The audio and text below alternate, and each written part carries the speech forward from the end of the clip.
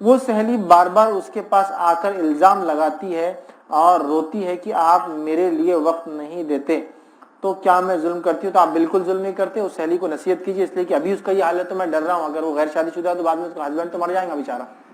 اس لیے کہ جب وہ سہیلی سے اتنا ایکسپیکٹیشن ہے وقت نہیں دینے کے، تو شوہر سے کتنے زیادہ ہو جائیں گے. ٹھیک ہے، ایکسپیکٹیشن ٹھیک نہیں. ہاں سہیلی سے ایسا کوئی کام ہے جو اس کے بغیر نہیں ہو پاتا، جو اس کے لیے ضروری ہے، ایک الگ بات ہے. ورنہ ایسے ٹائم پہ آپ ایکسپلین کیجیے کہ بھائی میں دوں گی لیکن ابھی وقت نہیں ہے تو بہرحال میں یہ کام نہیں کر پاؤں گی. ایکسپلین کر دیں، انشاءاللہ میں سمجھتا ہوں کافی ہے. آگے انہوں نے کہا کیا اس کا الزام کی وجہ سے ہم کو گناہ ہوگا؟ بالکل نہیں. اللہ تعالیٰ ایسے کسی بھی الزام پہ گناہ نہیں دیتا جب تک کہ واقعے میں وہ الزام سچا یا درست نہ ہو. السلام علیکم. فیض بھی جانوروں پہ جو ظلم ہوتا تو اس معاملے میں نیکیوں کا ٹرانسفر کیسا ہوگا؟ بھائی نے سوال کیا کہ اگر کوئی جانور پہ ظلم کرا تو نیکیوں کا ٹرانسفر کیسے ہوگا؟ تو دیکھیے اگر کوئی انسان جانور پہ ظلم کرتا ہے تو جانوروں کو نیکی اور گناہ کا نہیں ہوتا ہے معاملہ.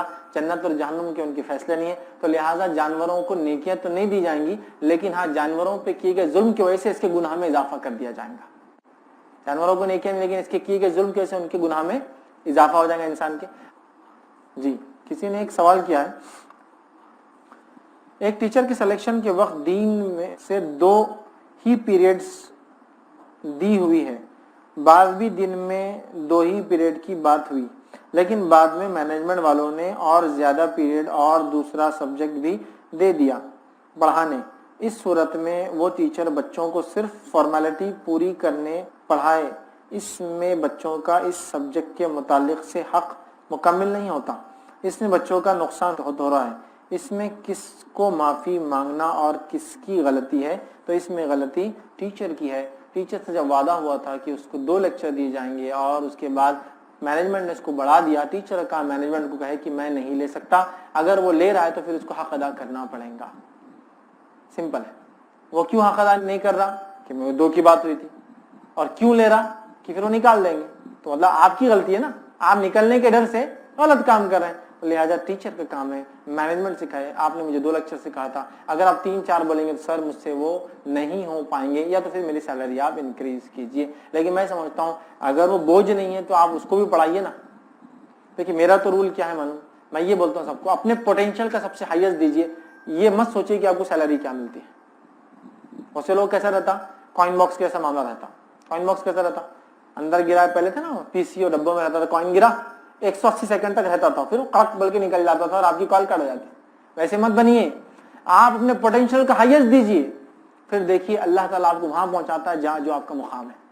لیکن آپ کا نہیں جب میرے کو 10,000 ملیں گی تو اتنا کام کروں گا، تو جب وہاں تک وہ پوٹینشیل ہے معلوم ہی نہیں ہوگا 10 دیں گا کون تجھے. پوٹینشیل نکالو اپنا. تو آپ بچوں کو پڑھائیے، ایسا پڑھائیے کوالٹی کہ وہ بچے بولے کہ اب یہ ٹیچر چاہیے، دوسرا کوئی چاہیے نہیں ہم کو سبسٹیٹیوٹ. سمجھ رہے؟ بہرحال لیکن آپ کی اگر کوئی مجبوریاں ہیں کہ آپ 2 یہاں لیتے کہیں اور بھی پڑھاتے ہیں، سبجیکٹ تو آپ لے رہے ہیں، کلاس میں تو آپ جا رہے ہیں، اتنی دیر تو آپ بیٹھ رہے ہیں، صرف آپ کا چونکہ ذہنی طور سے آپ تیار نہیں اس لیے نہیں کر رہے ہیں، تو آپ یا تو مینجمنٹ کو بول دیں میں نہیں لے سکتا ہوں، یا تو جاب چھوڑ دیں. اس لیے کہ آپ بچوں کو خراب کریں. مینجمنٹ نے آپ سے بات کیا، وہ بولا 2 پیریڈ زیادہ لے لو، آپ بول رہے ہیں ہاں میں لے لیتا ہوں، تو پھر ذمہ دار تو آپ بول رہے میں نہیں لیتا ہوں.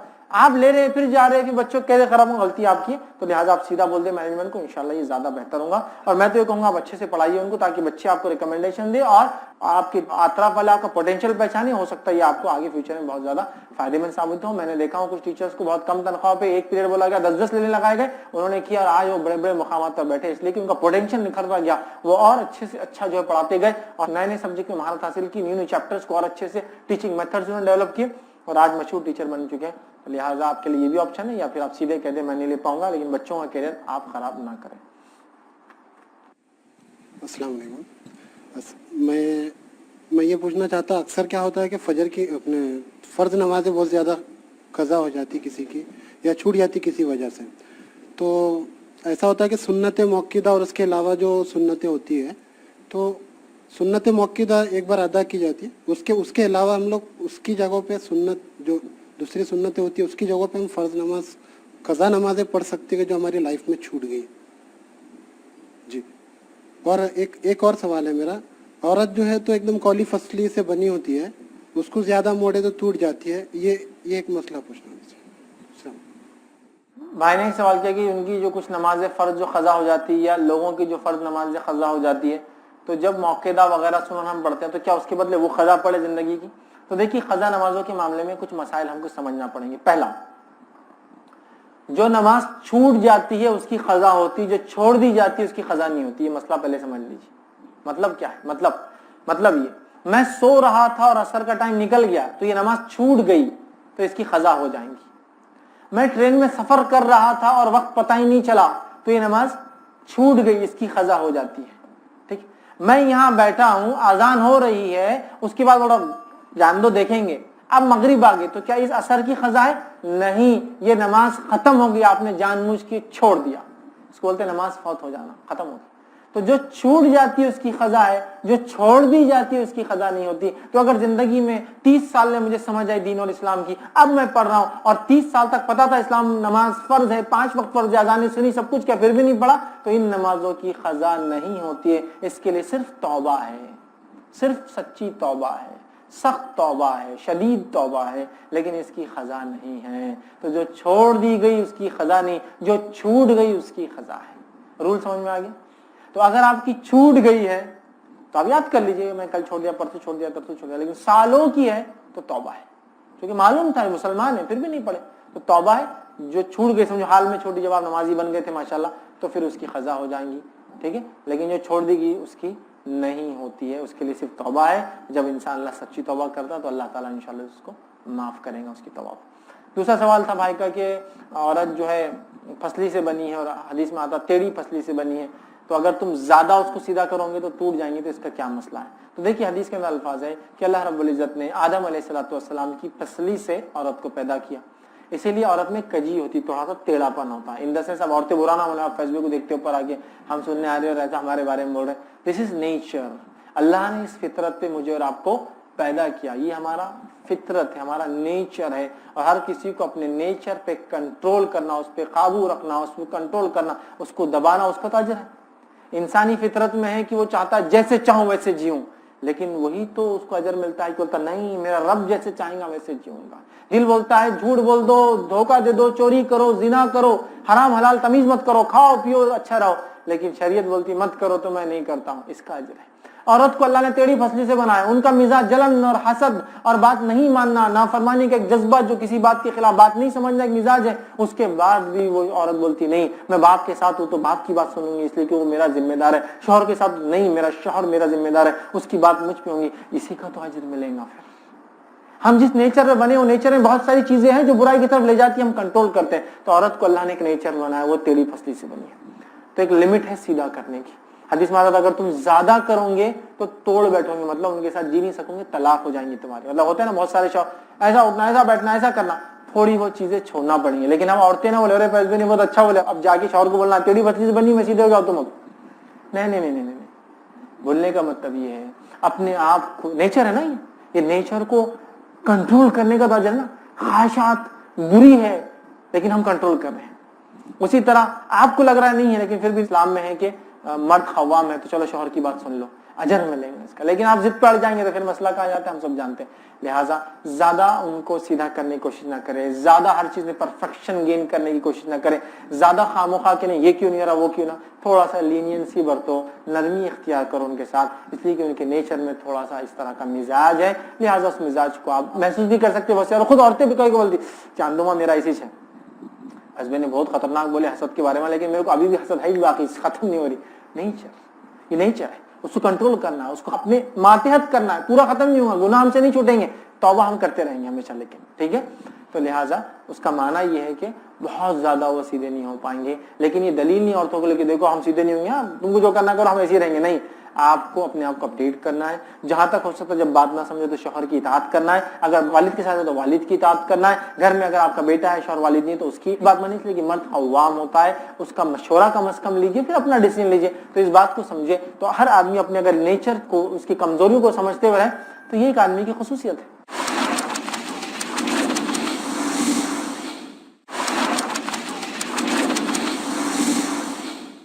آپ کو معلوم ہے ایک اچھے سافٹ ویئر کی، ایک اچھی مشین کی خصوصیت کیا ہے کہ بنانے والوں کو معلوم ہوتا ہے کہ کب فیل ہونے والی ہے. یہ سب سے خصوصیت والی بات ہے. معلوم دے نو، ان کو پتا ہے یہ کب فیل ہونے والا ہے، اور وہی خصوصیت ہے اس چیز کی. سمجھا؟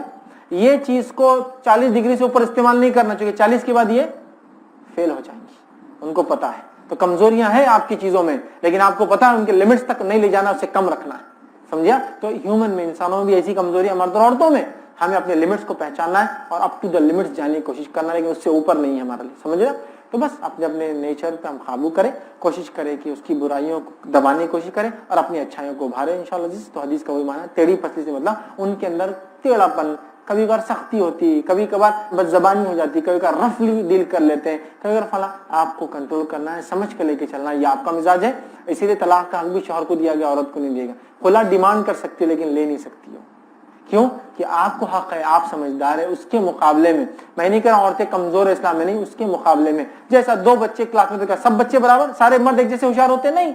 तो वैसे क्या सारे इंसान एक जैसे नहीं होते? मर्द को अल्लाह ने कुछ जगह ऊंचा रखा है, लेकिन बहुत सारे मर्द भी बहुत सारे बेवकूफ रहते हैं ना, बिल्कुल अकल नहीं आती, वो एक अलग बात है। लेकिन इन जनरल सेंस खवाम रखा गया है, समझदार बनाया गया है, जिम्मेदार बनाया गया है, ब्रेड अर्नर बनाया गया है, रोजी कमा के लाने वाला बनाया गया है ना, समझ रहे हैं बात को। तो बहरहाल ये उस हदीस का मानना है कि उनमें कमजोरी है, औरत अपनी कमजोरी को समझे, मर्द भी उसको समझते हुए उनसे वो तवक्कुआत और वो ख्वाहिशात रखे। बच्चों के बार बार गलती करने पर मारना क्या ये जुल्म है? गलती पर ना मारना भी गलतियों को बढ़ा देता है। ऐसे लोग कहते हैं बच्चों के ताल्लुक से क्या मारना जरूरी है? तो देखिए, बच्चों को मारना कभी कभार जरूरी है, और मारने से ज्यादा मैं कह रहा हूं मार का डर उनके लिए जरूरी है, तो उससे बहुत सारे काम ऑटोमेटिकली हो जाते हैं। बच्चे इस बात को बुरा ना माने, उनके वालिदैन जो करते हैं, कभी कभार कुछ सख्तियां आपको लाइफ चेंजिंग महसूस होंगी कि अगर मेरे वालिद उस दिन ना डांटते, वालदा ना मारती, तो मैं आज यहाँ नहीं होता। लेकिन बेजरब और ज्यादा मारना, जानवरों जैसा मारना और नाजुक आज़ा पर मारना या जहनी तकलीफ दे देकर मारना गलत है। ऐसा मारो कि जिससे उसको एहसास हो और नसीहत हासिल करे, इसकी शरीयतन थोड़े से मार की इजाजत दी जा सकती है। एक माँ जो औलाद में फर्क करे, जैसे कि कुछ से मोहब्बत और कुछ से नहीं करे, मतलब जुल्म करती है, ऐसी माँ के हवाले से हदीस क्या बयान करती है? देखिए, औलाद के ताल्लुक से उनसे मोहब्बत में बराबरी करना ये जरूरी है। नबी अकरम सल्लल्लाहु अलैहि वसल्लम के जमाने में एक सहाबी आए, उनका बेटा आया, आपने उसको चूमा, तो आपने देखा बेटी को नहीं कहा, तो क्या आपने बेटी के साथ ये नहीं करोगे? तो ये जुल्म है, तो ये जुल्म है, ठीक। इसी तरह एक मर्तबा नोमान बिन बशीर रजी अल्लाह अन्हु को कई भाई बहन थे, लेकिन नोमान के वालिद ने तय किया बशीर रजी अल्लाह अन्हु के सिर्फ नोमान को गुलाम मैं तोहफे में दूंगा। जब उन्होंने किया तो उनकी बेगम बड़ी होशियार औरत थी, कहा अल्लाह के रसूल गवाह बना दो इस पर, मसले पर, मैं कबूल कर लूंगी। अल्लाह के रसूल सल्लल्लाहु अलैहि वसल्लम जब मजलिस में गए, पूछा अल्लाह के रसूल, नोमान के वालिद जो है नोमान को कुछ गुलाम तोहफे में दे रहे हैं, आप इस पर गवाह रहिए। अल्लाह के रसूल ने कहा नोमान को क्या और बहन भाई है? तो कहा हाँ। तो क्या सबको दे रहे हैं उनके वालिद? तो कहा नहीं। तो कहा मैं जुल्म पर गवाह नहीं बनता। जुल्म पर गवाह हो गए ना, कि एक को दे रहे बच्चे को, दूसरे को नहीं। तो बच्चों में अदल और इंसाफ करना चाहिए। हमारे पास बच्चों में बड़ी नाइंसाफी वालिदैन करते हैं। पहला फर्क जो बच्चों में सबसे पहला, सबसे वाज़ेह, सबसे ज्यादा डिफरेंस का होता है, वो ये होता है कि गोरू से मोहब्बत ज्यादा होती है कालू के मुकाबले में। कलर डिफरेंस समझ होता है। गोरा बच्चा है तो वो एकदम, मतलब 2-3 बच्चे हो गए जो कलर में कम थे, अब 2 तीसरा चौथा जरा कलर में अच्छा है, तो आ गया मेरा गोरू, सब उसको कर रहे, उसको इधर बैठा रहे, वो कर रहे, तो 3 बाकी सब देख रहे उनको कि भाई ये कलर मिक्सिंग का प्रॉब्लम तुम्हारा था ना मियां बीवी का, हमारे को क्यों इसकी तकलीफ? बच्चे ने क्या किया उसे मुझे बताओ? बच्चे ने खुद अपना कलर डिसाइड किया क्या? नहीं। तो तुम्हारा इशू था ना, हमको क्यों तकलीफ? लेकिन डिफरेंस, पहला डिफरेंस जो होता है। सेकंड डिफरेंस जो होता है बच्चों में फर्क, वो क्यों होता है मालूम आपको? उनका एजुकेशन या उनकी सलाहियत है, मतलब स्कूल से पहले उनकी सलाहियत है। क्या परफेक्ट चलाता है ये कंप्यूटर? छोटा है, ये बेवकूफ नहीं चलाता, नहीं कीजिए। ये कंप्यूटर की सलाहियत रखने वाला है, ये सोचने की सलाहियत रखने वाला होगा, ये मार्केटिंग की सलाहियत रखने वाला है, तो ये मैनेजमेंट की सलाहियत रखने वाला होगा, ये फला है तो ये फला है। तो सेकंड डिफरेंस होता है सलाहियतों पर। बड़ा बहुत अच्छा खेल लेता है, ये छोटा एड़े टेढ़े चाले करते रहता। बड़ा बहुत होशियार है, छोटा बहुत बेवकूफ है, नहीं। बड़ा फुला काम में होशियार है, छोटा बातों में होशियार है। बड़ा फिजिकल वर्क अच्छा करता है, छोटा राइटिंग वर्क अच्छा करता है, दोनों में सलाहियत। तीसरा डिफरेंस फिर उनके अंदर करते हैं एजुकेशन लेवल पर। ये देखो मेरा 65 वाला, ये मेरा 85 वाला, आओ बड़े आओ, आओ अंकल से मिलो। तो आप बच्चों के एजुकेशन पे उनसे डिफरेंस नहीं कर सकते, मोहब्बत का पैमाना अलग नहीं कर सकते। अल्लाह ने उनको जो सलाहियत दी उनकी वो है, इसकी जो सलाहियत दी इसकी वो है। चौथा ये होता कमाई के ऊपर करते जब बच्चे बड़े हो जाते हैं। ये देखो मेरा लखोपति, मतलब लाखों कमाने वाला, और ये मेरा हजारपति आ गया, मतलब बहुत थोड़ा कमाता है, ये भी डिफरेंस नहीं करना चाहिए। तो बच्चों में आप اس لیے محبت کرے کہ اللہ تعالیٰ نے آپ کو اولاد دی. یہ اولاد انشاءاللہ عزیز آپ کے لیے آپ کی زندگی میں ثواب جاریہ ہے, مرنے کے بعد ثواب جاریہ ہے, یہ آپ کے لیے دعائیں مغفرت کریں گی. اور جیسا کہ شیخ صالح العثیمین رحمہ اللہ فرمایا کرتے تھے, ہم اولاد اس لیے نہیں پیدا کرتے کہ بڑھاپے میں ہم کو کھلائے پلائے چلائے, ہم اولاد اس لیے پیدا کرتے ہیں کہ اللہ کی عبادت کرے, ہے نا, اس نیت سے رکھیے. تو لہٰذا انصاف کیجیے. نبی اکرم صلی اللہ علیہ وسلم انصاف کرتے تھے. آپ صلی اللہ علیہ وسلم کے حسن حسین 2 نواسے تھے. حسن حسین رضی اللہ عنہ کے تعلق سے آتا, آپ سے ان کا بیٹھتے تو ایک مانڈی پہ حسن دوسرے مانڈی پہ حسین, اور دونوں ایک چادر میں ہوتے آپ کی. نبی اکرم صلی اللہ علیہ وسلم کے اسامہ بن زید تھے, جو زید بن حارثہ آپ کے بیٹے جیسا پالا تھا آپ نے ان کو. پہلے تو ان کو زید بن محمد کہا جاتا تھا دور جہالت میں, بعد میں قرآن نے کہا سگے بیٹے نہیں ہے تو نام مت دو, تو آپ نے نکال کے پھر ان کا اصلی نام زید بن حارثہ کر دیا. تو یہ اسامہ جب پیدا ہوئے اللہ کے رسول بڑے خوش ہوئے تھے ان کی پیدائش کی خبر سن کر, ٹھیک ہے. تو اسامہ بن زید اور ایک روایت میں حسن رضی اللہ عنہ, دونوں آپ کی مانڈی پہ ہوتے, ایک مانڈی پہ دوسری مانڈی پہ, اور آپ صلی اللہ علیہ وسلم ان کو اندر لے لیتے. آپ صلی اللہ علیہ وسلم بچوں کے سر پہ ہاتھ پھیر کے ان کو دعائیں دیتے.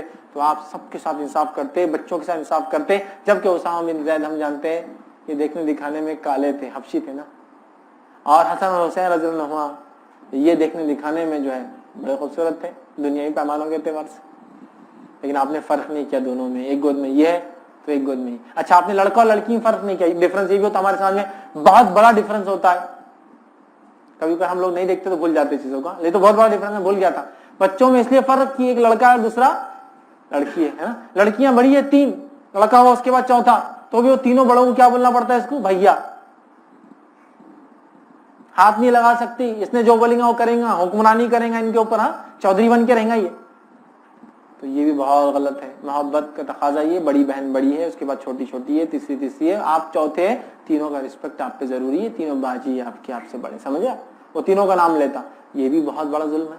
تو لہٰذا انصاف کیجئے بچوں میں, انصاف کیجئے. میں تو یہاں تک کہتا ہوں اپنی تقریروں کے اندر, لڑکی پیدا ہوئی تو جو مٹھائی بانٹتے ہیں وہی لڑکا پیدا ہو تو بانٹیے, یا پھر لڑکا پیدا ہو تو جو بانٹتے ہیں وہی لڑکی پیدا ہوئی تو بانٹیے, اس میں بھی ڈفرنس نہیں ہونا چاہیے. ہاں بس کیا ہوتا ہے, لڑکا پیدا ہوا تو قیمتی مٹھائی, ہاں پیڑے لڈو قیمتی, اور لڑکی پیدا ہوئی تو بتاشے شیرنی بوندی. میٹھا دونوں بھی ہے, لیکن میٹھے کی کوالٹی آپ دیکھیے, کاسٹ, پیڑے 400 روپے کلو والے اور بوندی 200 روپے کلو والی, ناقص مٹھائی ہے نا. ڈفرنس مت کیجیے. اولاد اللہ نے دی, وہ کیجیے نہیں. آپ بولے نہیں اللہ نے خود فرق کیا نا, لڑکا جو تو عقیقہ, لڑکی تو عقیقہ میں اس میں 2 اس میں 1. ارے نہیں بھیا, اللہ نے تم کو سہولت دی, لڑکی پہ کم خرچ کرایا. سبسڈی تو ہچو کیسا بھاگتے, پہلے سبسڈی جہاں ملی وہ چیز کو پہلے کرتے نا, کرتے نہیں کرتے سستی. تو پھر یہاں تو وہی ہے, بتایا یہ جا رہا ہے کہ تم کو کم خرچ کرایا جا رہا ہے, وہ نہیں ہے ڈفرنس. ناقص اور اچھے کے معاملے مت لیجیے اس کو آپ کو کم کرایا جا رہا ہے کہ لڑکی کو اس پہ 2, اور ہاں لڑکی کی پیدائش پہ بھی اگر 2 بکرے نہ ملے تو ایک بھی کفایت کر جاتا ہے. پھر یہ مجبوری کی کنڈیشن ہے, لیکن 7 دن ہو تو کر ہی دے, ایک بھی صحیح, مجبوری ہے تو کوئی مسئلہ نہیں انشاءاللہ. تو بہرحال ڈفرنس نہ کرے, بچوں کو محبت کرے, یکساں محبت کرے, ماں ہو یا باپ ہو, دادا ہو یا دادی ہو, نانا ہو یا نانی ہو, خاندان والے ہو, سب برابر کرے, ڈفرینشیٹ نہ کرے. بہت سے لوگ یہ بھی کرتے ہیں 1-2 بچے کم کلر ہے, زیادہ لوگ کرتے ہیں یہ تو بہت اسمارٹ دکھ رہے آپ کے, تو کون سے اینگل سے دکھ رہے بولنا, اور یہ 2 اسمارٹ کیوں نہیں دیکھ رہے آپ, کون سے اینگل سے. تو آدمی نہیں میں تو نہیں, ویسا مت کیجیے, بچوں میں ڈفرنس مت کیجیے, اس سے بچے ذہن خراب ہوتا ہے. بچے اللہ کی نعمت ہے, وہ جیسے بھی ہے وہ اللہ تعالیٰ نے دیا نا. آپ نے اپنے آپ کو پیدا کیا نا, میں نے اپنے آپ کو کیا, وہ اللہ تعالیٰ نے دیا, جیسا بنانا چاہ بنا. ہماری ماں کے پیٹ میں ہم جیسے سب سے خوبصورت, ہم کو تکبر نہیں ہے, لیکن ہم ڈپریس بھی نہیں اس معاملے میں, سمجھ رہا. ہم جو ہے کمپلیکس میں بھی نہیں ہے کہ ہم کو کیسا بناتے, یہ چیز کو سمجھنے کی ضرورت ہے. تو انصاف کرے بچوں کے معاملے.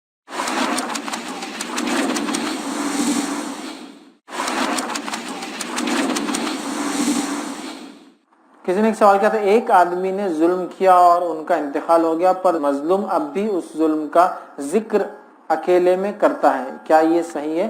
ہونا تو یہ چاہیے کہ جو لوگ گزر جاتے ہیں ان کے بارے میں ایسا ذکر نہ کیا جائے, لیکن دیکھا یہ گیا کہ جو لوگ ظلم کر کے جاتے ہیں لوگ تذکرہ کرتے رہتے ہیں. نہیں کرنا چاہیے, بٹ لیکن وہ ہوتا ہے, نیچرل چیز ہے. جیسا کہ حدیث میں الفاظ ہے, جو تم گزر چکے ہیں ان کو برا نہ کہو, جو مر چکے ہیں ان کو برا نہ کہو. تب اللہ کے رسول نے فرمایا اپنے مردوں کو برا مت کہو, اس سے زندہ کو تکلیف ہوتی ہے. تو مطلب بجھل کو مت بولو یار, زندہ کو. لیکن آج بھی ہم دیکھتے ہیں درد تدریس میں ہم بھی نام لیتے ہیں, ابو جہل ایسا تھا ویسا تھا, یہ تو ہونے والا ہے. تو لہٰذا کوشش تو یہ کرنا چاہیے نہ لے, لیکن دیکھا یہ گیا ظلم جب ہوتا ہے تو اس کی لوگ داستانیں بولتے ہیں, اور جب کسی کے ساتھ برائی کی جاتی ہے تو اس کے خلاف آواز اٹھانے کی اسلام بھی اجازت دیتا ہے. ہے نا, ہم نے آیت دیکھی سورہ نساء کی, ٹھیک ہے. تو بہرحال ایسا ہوتا ہی ہے, دیکھا گیا ہے کہ ظالموں کے قصے لوگ بیان کرتے ہیں. کوشش یہ کرنا چاہیے کہ اب چھوڑ دے, وہ انجام کو پہنچ گیا, پھر بھی بہرحال لوگ بولتے ہیں, اس لیے بولتے ہیں کہ ایسا ہوتا ہی ہے, نیچرل ہے. صحابہ کی ایک جماعت کھڑی تھی, ایک جنازہ گیا, آپ صلی اللہ علیہ وسلم نے پوچھا یہ کون تھا؟ صحابہ نے کہا یہ ایسا تھا, یہ فلاں تھا, فلاں تھا, فلاں تھا, ایسا تھا, ویسا تھا, فیسا تھا. اللہ کے رسول صلی اللہ علیہ وسلم وہ جنازہ چلا گیا, کہا یہ جہنمی ہے. پھر دوسرا جنازہ ہے, کہا یہ کس کا ہے؟ تو کہا یہ اتنا اچھا تھا, ایسا کرتا تھا, ویسا کرتا تھا, فلاں کرتا تھا, فلاں کرتا تھا. آپ نے کہا یہ جنتی ہے. مومن کی گواہی دیکھیے آپ, وہ غلط تھا, گناہگار تھا, لوگوں نے گواہی دی اس کے خلاف, جہنمی آپ نے قرار دے دیا, جس کی اچھائیں بیان کی جنتی قرار دے دی. تو منہ سمجھ کے کھولنا چاہیے. لیکن حدیث سے یہ بھی تو پتا چلا لوگوں نے برے آدمی کو برا کہا نبی کے سامنے, یہ ہوتا ہی ہے, نیچرل چیز ہے. بہرحال میں کہوں گا نہیں کہنا چاہیے اس شخص نے, بہرحال وہ کہتا ہے تو یہ کبھی کبھار مجبوریاں, ظلم اتنا شدید ہوتا ہے کہ لوگ ایسی باتوں کو ریپیٹ کرتے ہیں, تو کچھ حد تک اس کی اجازت بھی بہرحال ہے, لیکن ہر جگہ ہر بار ہو یہ ٹھیک نہیں ہو. کسی نے ایک سوال کیا کہ اولاد اپنے والدین پر ظلم کرتے رہتے ہیں, انہیں ڈانٹتے ہیں, دھمکا کر ان سے اپنا حصہ لیتے ہیں, تو کیا یہ صحیح عمل ہے جبکہ والدین کی ایسی نیت ہے نہیں کہ وہ انہیں ان کا حق نہیں دیں گے, بس کچھ حالات کے سبب تاخیر ہوتی ہے, تو کیسے سمجھائیں اس میں اولاد کو جو ماں باپ پر ظلم کرتی ہے؟ سب سے پہلی چیز تو یہ کہ سوال یہ ہے کہ اولاد اپنے والدین پر ظلم کرتے رہتے ہیں, انہیں ڈانٹتے دھمکاتے اور حصہ لیتے ہیں. پہلی چیز میں آپ کو بتا دوں, جب والدین زندہ ہے اولاد کو کوئی حصہ ان کی دولت میں سے نہیں ملے گا, بلکہ جو دولت اولاد کی وہ بھی والدین کی رہیں گی. یہ رول سمجھ لے, ہے ہی نہیں ان کا حصہ. حصہ تو مرنے کے بعد ہے, آفٹر ڈیتھ ہے, اس کو بولتے ہیں وراثت. لیکن ہمارے پاس کیا ہے, ابا تم مر جائیں گے نا, وہ جھگڑا ہوا, چلو ابھی دے دو. ارے ابا زندہ ہے تو ملکیت اس کی ہے, تم مانگ کیسا سکتے کس منہ سے اس پہ؟ یہ ظلم ہے اس پر. اگر کوئی بیٹا لیتا اور بیٹی, ظلم ہے اس پر. ہاں بیٹا بیٹی غریب ہے, باپ کو اللہ نے بہت دیا, ان کا کام ہے کہ اپنی اولاد کو دے, خرچ کرے ان پر. لیکن آپ ان سے مانگے تو وہ بڑے ہی بد نصیب اولاد ہے جو اپنے والدین سے وہ حصہ مانگتے جو موت کے بعد ہے. زندگی میں والدین کوئی حصہ نہیں دیں گے اپنی اولاد کو, جو کچھ ہے ان کا ہے, اور ان کے بیٹوں کا بھی ان کا ہے. اس لیے کہ حدیث میں الفاظ ہے, ایک بیٹے نے نبی اکرم صلی اللہ علیہ وسلم سے کمپلین لائی, کہا میرے والد بہت خرچ کرتے ہیں. اور اس کے والد کیا کرتے تھے معلوم؟ خرچ کرتے تھے, لیکن چھوٹے بچوں پر. جو اس کے چھوٹے بہن بھائی تھے, والد بوڑھے ہو چکے تھے, بڑے بیٹے کو پال کر بڑا کر چکے تھے, اب وہ کماتا تھا, وہ خرچ لیتے تھے, اور چھوٹے بچوں بہن بھائی بھی خرچ کرتے تھے. چونکہ ظاہر سے انہوں نے محنت کی کر بڑھایا نا, اس کو خود لگایا, وہ کمپلین لے کر آیا. اس والد نے اپنے دل میں اشعار پڑھے, بہت سارے اشعار. جبرائیل علیہ السلام آئے اور اللہ کے رسول کو پورے اشعار بتا دیے. اتنا غمگین تھے وہ والد, اشعار پڑھ رہے تھے کہ کیا دن آ گئے کہ آج بیٹے نہیں میری کمپلین لا دے. اشعار تھے. جبرائیل علیہ السلام نے سنا وہ اشعار دل کے, آ کے اللہ کے رسول کو بتا دیا. اللہ کے رسول صلی اللہ علیہ وسلم بیٹے کو بلا کہا تو اور تیرا مال دونوں تیرے باپ کا ہے. مطلب اب تو نہیں بول سکتا, تو بھی تیرے باپ کا ہے, تیرا مال بھی تیرے باپ کا ہے. معلوم؟ تو اولاد کی کمائی کہا جا رہا باپ کی ہے, تو باپ سے کیسا مانگ سکتی ہے اولاد؟ زندگی میں ہو ہی نہیں سکتا. تو حصے کی تو سوال ہی نہیں, حصہ مرنے کے بعد ہوتا ہے. وصیت ان لوگوں کے لیے ہوتی ہے جن کو وراثت میں حصہ دار نہیں بنایا گیا, تو ظاہر بچوں کے لیے وصیت بھی نہیں ہوتی ہے. لہٰذا وہ والدین سے کوئی حصہ نہ مانگے, انتقال کے بعد جو شرعی حصہ وہ مل جائے گا, اور زندگی میں جو کچھ انہوں نے بھی کمایا وہ بھی ان کے والد کا ہے, یاد رکھے. تو لہٰذا اگر بچے ایسا کرتے تو یقیناً ظلم کرتے اپنے والد سے, حصہ مانگ کر ظلم کرتے ہیں, ان پہ خرچ نہیں کر کے ظلم کرتے اور ان سے ایکسپیکٹیشن رکھ کے ظلم کرتے ہیں, بلکہ انہیں چاہیے انہیں دے. جب ان کی دنیا سے آنکھیں بند ہو جائے, یہ نعمت اور حصہ اللہ ان سے اٹھا لے, تو خود بخود وہ وراثت کا حصہ ان کو تو مل جائے گا. ٹھیک ہے, تو بہرحال زندگی میں اگر وہ مانگتے ہیں تو وہ یقیناً اپنے والدین پہ ظلم کر رہے ہیں. کسی نے ایک سوال کیا, اگر کسی کا انتقال ہو گیا اور اس کے بعد جو گھر میں روزانہ قرآن پڑھا جاتا ہے اس کی بخشش ہو جائے, اور کچھ لوگ کہتے ہیں کہ انسان کی زندگی میں جو پڑھا اس کا ثواب ملتا ہے, اس سے بخشش ہوتی ہے, کیا یہ صحیح ہے؟ تو دیکھیے, سب سے پہلی چیز تو یہ قرآن پڑھ کر کسی کو بخشنا یہ سنت سے ثابت نہیں ہے. کچھ اعمال ملتے ہیں, جیسا کہ استغفار کرنا مومن کا مومن کے لیے ملتا ہے, بچوں کا والدین کے لیے دعا کرنا ان سے مقام ان کا بڑھتا ہے. ٹھیک ہے, اسی طرح بچوں کا اپنے والدین کے لیے خرچ کرنا, ان کی جائیداد یا ان کے پیسوں میں سے کچھ خرچ کرنا, ان کے وعدوں کو پورا کرنا, اس کا اجر والدین کو ملتا ہے, انسان کو ملتا ہے, لیکن قرآن پڑھنے کا نہیں ملتا. ہاں اگر قرآن والد نے سکھایا تھا تو چونکہ وہ استاد تھے, وہ علم وہ چھوڑ کر گئے, آپ کو دیا, تو اس کا ثواب تو ان کو ملتا ہی رہے گا, اس لیے کہ نافع علم अच्छा इल्म जो इंसान छोड़ के जाता है उसका अजर उसको दिया जाता है, तो लिहाजा उसमें शामिल होंगे। और स्पेशली कुरान का इसाले सवाब करना ये सुन्नत से साबित नहीं है। इंशाल्लाह ये हमारा आखिरी सवाल होगा। अस्सलाम वालेकुम फैज़ भाई, मेरा जॉइंट फैमिली के ताल्लुक से सवाल है। कोई शोहर अपनी बीवी से घर का कोई एक काम ऐसा यानी ना करने के लिए मना करता है और बीवी वो काम जिद पे करती है, तो क्या शोहर ने बीवी पे जुल्म करा या जुल्म बीवी जो है शोहर की बात ना सुन के क्या उसका मामला होगा? जज़ाकल्लाह। भाई ने एक सवाल किया कि शौहर बीवी से एक काम करने को ना कह रहा और बीवी वही काम करते जा रही है, तो ये कौन किस पर जुल्म कर रहा है? सबसे पहली चीज, शौहर अगर बीवी को ऐसी चीज से मना कर रहा है जो उसकी मिल्कियत की है, मतलब उसको हक है वो चीज से मना करने का, तो बीवी ने फिर वो काम नहीं करना चाहिए। लेकिन शौहर अगर ऐसा काम से मना कर रहा है जो बीवी का हक है, शौहर का नहीं है, तब तो वो करेंगे। जैसा कि कोई शौहर ये कहे कि मुतलक अपने वालिदैन की खिदमत नहीं करना, बिल्कुल कभी नहीं करना, मर जाओ बीमार हो, तो ये तो गलत बात है, ये तो फिर उस पर जुल्म हो रहा है बेचारी पर, ठीक है। लेकिन शौहर ये कह रहा है कि मेरे फुला भाई के मैं खिदमत नहीं करना, मेरी फुला भावत से नहीं मिलना, मेरे फुला रिश्तेदार का तुम नहीं जाना, मैं मिलूंगा इसलिए कि मैं उनको पसंद नहीं करता हूं, मेरी गैर मौजूदगी में तुम्हारा या मेरा कोई गैर महरम रिश्तेदार जो तुम्हारे लिए होता अंदर नहीं आना, तो ये उसकी मिल्कियत, ये उसकी हक की बात है। तो लिहाजा यहाँ डिपेंड है, अगर शौहर वो काम बोल रहा है जो उसका हक है, तो बीवी के लिए वाजिब और जरूरी है कि वो सुने। और अगर शौहर ऐसा काम कह रहा है जो उसका हक नहीं है, जो जुल्म है, तो इस मामले में बीवी फिर क्या करे, वो बात ना सुने, लेकिन खामोशी के साथ ऐसा करे कि उसको पता भी ना लगने दे। या शौहर इंतहाई कंजूस है, इंतहाई कंजूस है, बोलता खर्च मत करना, लेकिन बीवी देखती है वाकई में इतना मिस्कीन इंसान है, देना चाहिए, और वो खामोशी से लेकर दे देती है, या खामोशी से लेकर अपने बच्चों को दे देती है, शौहर बच्चों में भी नहीं खर्च करता, तो फिर इजाजत है। मैं इसलिए कह रहा हूँ छुपके से कर दे, बोले ना, जैसा कि हिंदा रजी अल्लाह अन्हा आई और कहा अल्लाह के रसूल, अबू सुफियान जो बहुत कंजूस आदमी है रजी अल्लाह, बहुत कंजूस है, इतने कंजूस कि वो बच्चों के खर्चे के लिए भी नहीं देते, तो क्या थोड़े से मैं निकाल लूँ खामोशी से पैसे? तो कहा उतने निकालो जितने बच्चों के खर्च के लिए लगते। मैं औरतों को इजाजत नहीं दे रहा हूँ पॉकेट मनी निकालने की या पैसे चुराने की शौहर के जम्मे से, इतना कंजूस शौहर बच्चों को भी नहीं खिलाता, थोड़े से जितना जरूरत है निकाल सकते। नहीं वो मिरिंडा नहीं पिलाते, पानी नहीं खिलाते, खाने के बाद मीठे के लिए पैसे नहीं देते तो मैं निकाल दे, नहीं, वो बेसिक नीड पूरी नहीं करते थे, कंजूस थे, हालांकि बिजनेस में था लेकिन कंजूस थे, समझिया? तो उतना, तो फिर खामोशी से ऐसा कुछ खर्च कर दे, खिला ले पिला ले, जो शौहर को पता भी नहीं चले, बुरा भी ना लगे, ठीक है। तो बहरहाल ये डिपेंड है क्या काम से रोका जा रहा है, वो हक में है तो बीवी को बिल्कुल रुकना है, हक में नहीं है तो फिर खामोशी के साथ कर ले, ताकि शौहर को बुरा भी नहीं लगे, रिश्तेदारी में मतलब दोनों के रिलेशन टाइज भी अच्छे रहे और बाकी मामला बहरहाल चलते रहे। इसी पे अपनी बात को हम खत्म करेंगे। वाखिरु दावाना अल्हम्दुलिल्लाहि रब्बिल आलमीन, सुब्हान रब्बिका रब्बिल इज्जति अम्मा यसिफून व सलामुन अलल मुरसलीन वल्हम्दुलिल्लाहि रब्बिल आलमीन।